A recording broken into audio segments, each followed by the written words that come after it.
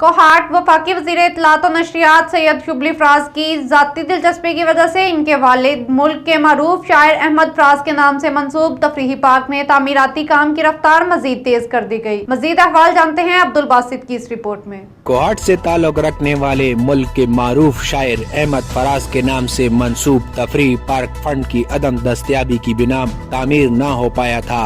इसके बाद वफाकी वजीर इत्तलात शिबली फराज ने जाती दिलचस्पी लेते हुए जिले इंतजामिया को फौरी पार्क की तामीर के अहकामात जारी किए। मैसेज होगा कि आप सबसे दुआओं की उम्मीद है कि ये पार्क जो है ये जल्दी से जल्दी कंप्लीट हो और इसकी जिस तरह से इसको हमने इन्विजन किया है उसी तरह से ये हम कंप्लीट करके आपके हवाले करें ताकि कोहाट की आवाम और कोहाट के लोग और कोहाट की फैमिलीज इसको भरपूर तरीके से एंजॉय कर सकें। इस मौका पर काम का जायजा लेने के लिए डिप्टी कमिश्नर कोहाट और टीएमओ कोहाट ने पार्क का हंगामी दौरा किया और शजरकारी मुहिम का आगाज भी किया। मुख्तलिफ किस्म के लगाएंगे जिसमें फाइकस है, एरोकेरिया की है और मुख्तलिफ स्पीशीज है। तकरीबन हम इधर 25 से 30 किस्म के स्पीशीज हम इधर लगाएंगे। आवाम को तफरीही मौके फराहम करना यकीनन हुकूमत का आवाम दोस्त इक़दाम है। अब्दुल बासित, राज न्यूज़, कोहाट।